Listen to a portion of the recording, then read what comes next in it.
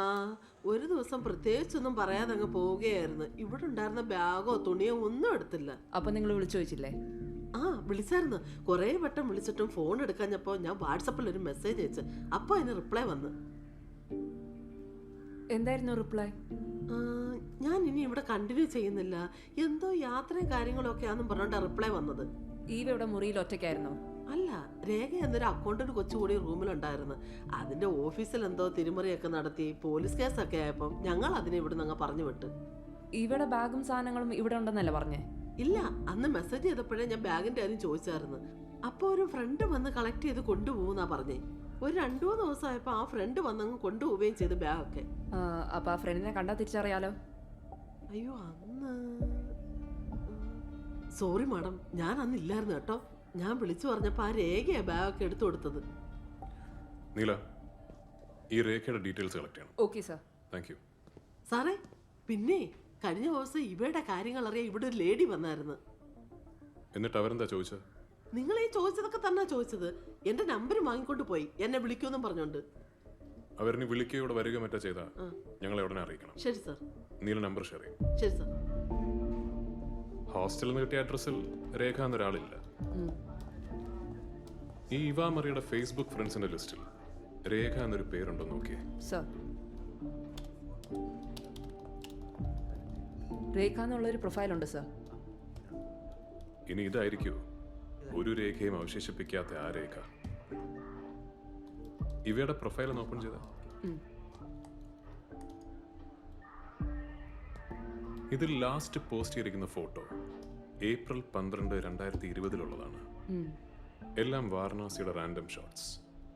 അതിലൊന്നിൽ പോലും ഫോട്ടോ എടുത്തയാൾ ഇവ മറിയ എന്ന വ്യാജേന ഈ പ്രൊഫൈൽ ഹാൻഡിൽ ചെയ്തിരുന്ന ആൾ സ്വന്തം മുഖം വരാതിരിക്കാൻ ശ്രദ്ധിച്ചിട്ടുണ്ട്. Yes sir.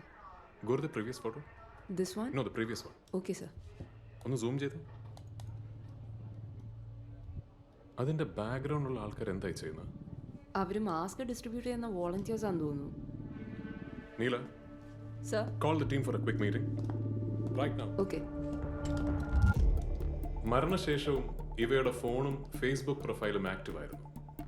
COVID-19, Varanasi lost 1 life. So please stay safe. വാരണാസിയിലെ ആദ്യത്തെ COVID-19 ഡെത്ത് റിപ്പോർട്ട് ചെയ്യപ്പെടുന്നത് 2020 ഏപ്രിൽ 4 സോ ആ ദിവസങ്ങളിൽ എപ്പോഴും എടുത്ത ഫോട്ടോ ആണ് ഏപ്രിൽ 12 ഈ പോസ്റ്റ് ചെയ്തിരിക്കുന്നത്. ഈ ഫോട്ടോ പോസ്റ്റ് ചെയ്ത അടുത്ത ദിവസം, അതായത് ഏപ്രിൽ 13 ഇവയുടെ ഫോൺ സ്വിച്ച് ഓഫ് ആയി.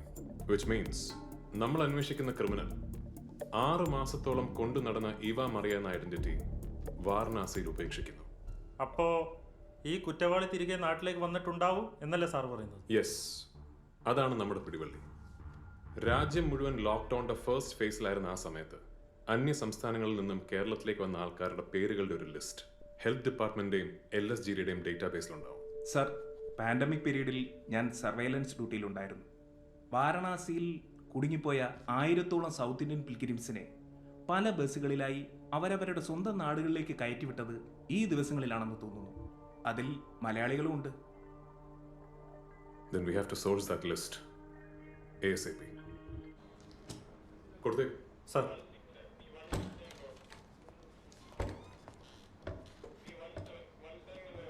സർ, വാരണാസിയിൽ നിന്നും ഏപ്രിൽ 13 പുറപ്പെട്ട സ്പെഷ്യൽ ബസ്സിൽ കേരളത്തിലേക്ക് വന്നവരുടെ കംപ്ലീറ്റ് ലിസ്റ്റാണ്. Here it is. ഇവ മറിയ.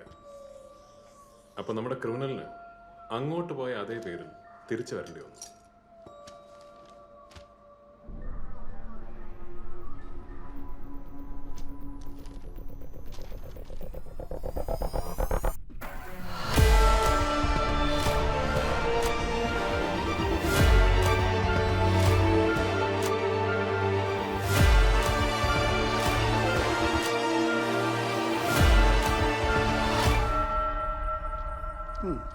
ഇതിൽ ചന്ദ്രവാനും ഞാൻ തന്നെ.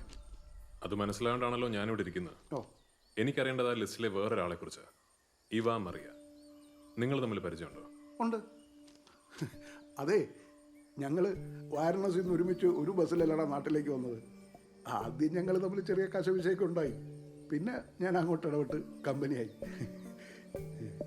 അമ്മാവൻ പറയുന്ന ഇവ മറിയ ഇതല്ലേ ആള്? ഇതാര്? ഇതാണ് ഇവ മറിയ. ഇവാമറിയക്കും ട്യൂപ്പോ? എടാ, അവളെ ഞാൻ ഈ അടുത്ത കാലത്തും കണ്ടതാ. എവിടെ വെച്ച്?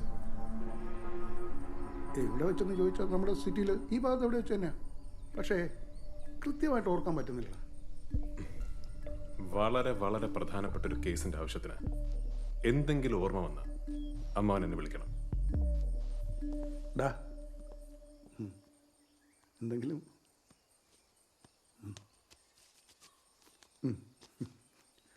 ഓർമ്മ വരാൻ ഇത് മതി.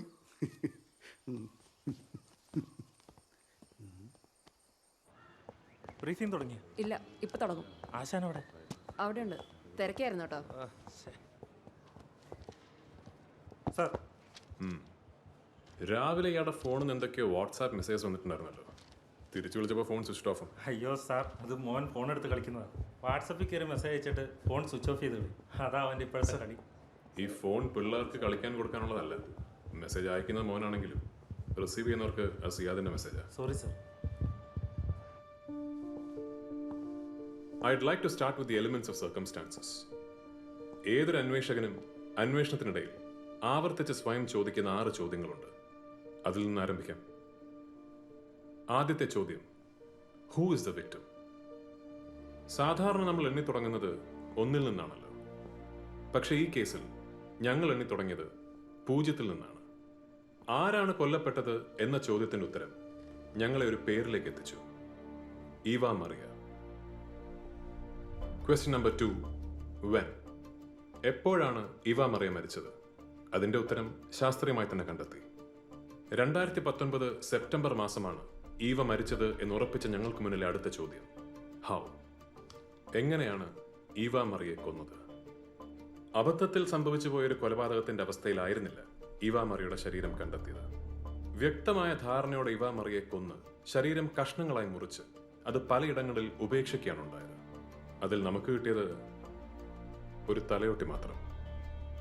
പിന്നെ ഇവിടെ നിന്ന് അധികം ദൂരെ അല്ലാത്ത തക്കളിൽ നിന്ന് കിട്ടിയ കൈപ്പത്ത് കൂടി ആയപ്പോൾ ഉറപ്പിച്ചു, this was A case of cold blooded homicide and the killer is still somewhere around us. ഇനി ഞാൻ പറയാൻ പോകുന്നത് are merely my inferences.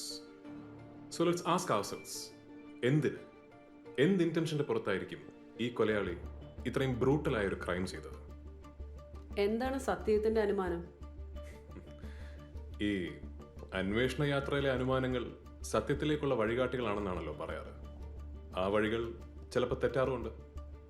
അങ്ങനെ തെറ്റിയാൽ തിരിച്ചു നടക്കാൻ തയ്യാറായിക്കൊണ്ട് തന്നെ ഞാൻ പറയാം മാം, ഈ കേസിലെ കൊലയാളിയുടെ motive is plain and simple, മണി.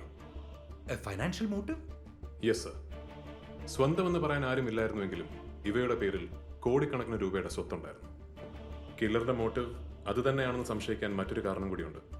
ഇവ മരിച്ചതിന് മാസങ്ങൾക്ക് ശേഷമാണ് ഇവയുടെ അച്ഛൻ ഫിലിപ്പ് കാരിച്ചാൽ അയാളുടെ ഒസ്യത്തിൽ ഇവ മറിയയുടെ പേരിൽ എഴുതി വെച്ച 4.5 ഏക്കർ പുരയിടത്തിന്റെയും വീടിന്റെയും വിൽപ്പന നടന്നത്. You mean an impersonation? Yes ma'am, ആൾമാറാട്ടം. ഈ കൊലയാളി കവർന്നത് ഇവയുടെ ജീവൻ മാത്രമല്ല, ഇവ മറിയ എന്ന പേരും അവളുടെ ഐഡന്റിറ്റിയും കൂടിയാണ്. ഇവയുടെ പേരിലുള്ള മൊബൈൽ ഫോൺ പോലും ഇവ മരിച്ച് മാസങ്ങൾക്ക് ശേഷം വരെ, ടു ബി പ്രിസൈസ് ഏകദേശം 7 മാസം വരെ ഈ കൊലയാളി ഉപയോഗിച്ചിരുന്നു. Sorry to interrupt sir. നമ്മുടെ ഫോൺ മറ്റൊരാൾ ഉപയോഗിച്ചാൽ അത് നമ്മളെ പരിചയമുള്ളവർക്ക് മനസ്സിലാവില്ലേ? ഫോൺ ഉപയോഗിക്കുന്നത് ഫോൺ കോളുകൾക്ക് വേണ്ടി മാത്രമല്ലല്ലോ. മെസ്സേജസ് അയക്കാം, റിസീവ് ചെയ്യാം. ഉദാഹരണത്തിന് നമ്മുടെ ഫോണിൽ നിന്ന് വീട്ടിലെ കുട്ടികളോ മറ്റോ നമ്മൾ അറിയാതെ ആർക്കെങ്കിലും ഒരു വാട്സാപ്പ് മെസ്സേജ് അയച്ചാൽ അത് റിസീവ് ചെയ്യുന്നവർക്ക് ആരയച്ച മെസ്സേജായി തോന്നും? നമ്മൾ. അതാണ്. ഇവയുമായി അടുപ്പമുള്ള ചുരുക്കം ചിലരെങ്കിലും ഇവ ജീവനോടെ ഉണ്ടെന്ന് വിശ്വസിപ്പിക്കാൻ ഇവയുടെ ഫോണിലെ വാട്സാപ്പ് മെസ്സേജുകൾ ആരോ ബുദ്ധിപൂർവ്വം ഉപയോഗിച്ചു. ലോക്ക് ചെയ്യാത്ത ഇവയുടെ ഫോണിലെ വാട്സാപ്പ് DP, ഫേസ്ബുക്കിൽ അപ്ലോഡ് ചെയ്തിട്ടുള്ള ഫോട്ടോസും ഇവ മറ്റെവിടെയോ ഒരു സ്പിരിച്വൽ ലൈഫ് ലീഡ് ചെയ്യാണ് എന്ന് ബോധ്യപ്പെടുത്താൻ ക്രിയേറ്റ് ചെയ്യപ്പെട്ടിട്ടുള്ളവയാണ്. ഒരു കൊലപാതകത്തിന് ശേഷം ഐഡന്റിറ്റി തെഫ്റ്റിലൂടെ സ്വത്ത് കൈക്കലാക്കിയ criminal. Very intelligent. Yes ma'am. നമ്മുടെ കണക്കൂട്ടലുകൾക്കപ്പുറം ഇവയിൽ നിന്നും പലതും കൈക്കലാക്കിയ ഈ ക്രിമിനൽ ഒരു സ്ത്രീയാണ്. Is it? Yes sir. വളരെ ക്രൂക്കഡായ, അതിലും ക്രിയേറ്റീവായ, എ ബ്രില്യൻറ്റ് ഫീമെയിൽ ക്രിമിനൽ. ആളിനെ കുറിച്ച് എന്തെങ്കിലും? ഈ കേസിലെ ഏറ്റവും ക്രൂഷ്യൽ ടേണിംഗ് പോയിന്റ് പ്രൈം സസ്പെക്റ്റിൻ്റേത് എന്ന് സംശയിക്കാവുന്ന ആളുടെ ഫോട്ടോഗ്രാഫ് എൻ്റെ ടീം മെമ്പേഴ്സ് പോലും അറിയാതെ ചേലപ്പാറ സബ് രജിസ്ട്രാർ ഓഫീസിൽ നിന്നും അവിടുത്തെ ഒരു ലോക്കൽ ബ്രോക്കർ കുഞ്ചറിയ ഇന്ന് രാവിലെ കളക്ട് ചെയ്ത് ഈ മീറ്റിംഗിന് തൊട്ടു മുമ്പ് എനിക്ക് അയച്ചു തന്നു. വിൽപത്ര പ്രകാരം ഇവയ്ക്ക് ലഭിച്ച വീടും പുരയിടവും 2020 മാർച്ചിൽ കൊച്ചിയിൽ ഒരു റിയൽ എസ്റ്റേറ്റ് ഏജൻസി വഴി വിൽക്കുന്നു. As per records sub registrar ഓഫീസിൽ ഇവ മറിയ നേരിട്ടെത്തിയാണ് വിൽപ്പന നടത്തുന്നത്. പക്ഷേ സബ് രജിസ്ട്രാറിന് മുമ്പാകെ സമർപ്പിച്ച സെല്ലേഴ്സ് ഐഡിയിലെ ഫോട്ടോ യഥാർത്ഥ ഇവ മറിയുടേതായിരുന്നില്ല, പിന്നെ മറ്റൊരു സ്ത്രീയുടേത്. ഷോർട്ട് ഹെയർ ഉള്ള ഇവ മറിയ എന്ന പേരിൽ അന്ന് അവിടെ എത്തിയ സ്ത്രീയുടേത്. സർ, എന്നാൽ ആ ഫോട്ടോ വെച്ചൊരു ലുക്കൗട്ട് നോട്ടീസ്? പേര് പോലും ഇല്ലാതെ ഒരു ലുക്കൗട്ട് നോട്ടീസ്. ഇത്രയും ബ്രില്യൻ്റ് ആയ ഒരു ക്രൈം ഇങ്ങനെ തറവായി എക്സിക്യൂട്ട് ചെയ്യാൻ മാത്രം കഴിവുള്ള ഒരു ക്രിമിനലിന് അത് രക്ഷപ്പെടാനുള്ള ഒരു മുന്നറിയിപ്പ് മാത്രമേ ആകൂ. സർ, എൻ്റെ മനസ്സ് പറയുന്നു ഇവ മറിയയുടെ കില്ലറിലേക്ക് എത്താൻ നമുക്കിനി അധികം ദൂരമില്ല. 72 hours. Give me 72 hours and we'll have this case cracked.